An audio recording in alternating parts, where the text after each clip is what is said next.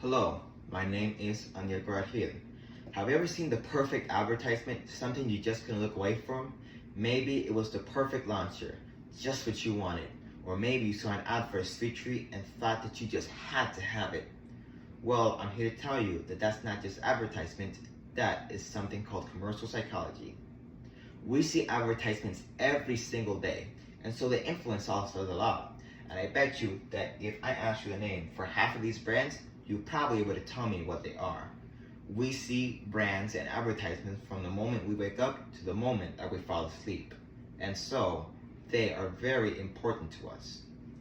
I took on the endeavor of researching how people and associations looked at this. Expert researchers and associations like the APA, the American Psychological Associations, looked at this, and I looked at their research, and this is what I found from it. The psychologists who did this research found that they used things like color, emotion, and social influence to get the consumer to buy things. They use emotions to try to bring people into the product. Then they use color to attract people into specific parts of the product. And then they finally use things like influence to try to finally sell those people on their products. So let's begin with their use of emotion. Here we can see a Coca-Cola advertisement. In that Coca-Cola advertisement, we can see that there's two people happily drinking a Coca-Cola. And this is exactly what I mean when I say that a lot of these advertisers use emotion to sell their items. What they do is that instead of describing the taste of the Coca-Cola, instead they show happy people using that Coca-Cola.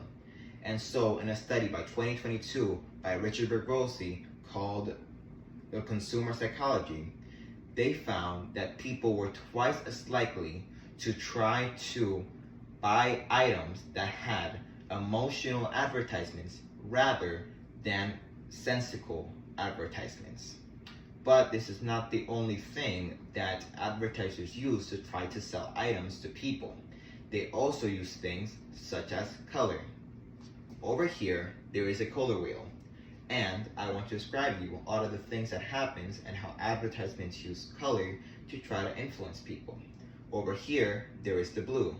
The blue in a lot of companies is supposed to represent something like calmness. On the other hand, there is the color red, which is supposed to represent urgency. And so companies like JetBlue, an airplane company, uses the blue to try to make people more calm. Well, on the other hand, companies like McDonald's use the color red to try to represent something of urgency. You're going to get your food fast. And so, when research Lauren Labrier found in her study Color Research and Applications in 2021 that people were 90% more likely to make their first buying aspects based only on color. It was very interesting to see how much influence color had on what people buy. And again, this is not the only thing that people use when buying things. There is also the final selling point that a lot of companies use, and that is influence. As you can see here, there is a group of very distinct people, yet they are all using the same brand item. And what is going on here? What is going on is that, as Clandelli in his study 2023 said in The Psychology of Persuasion, he coined the term social influence.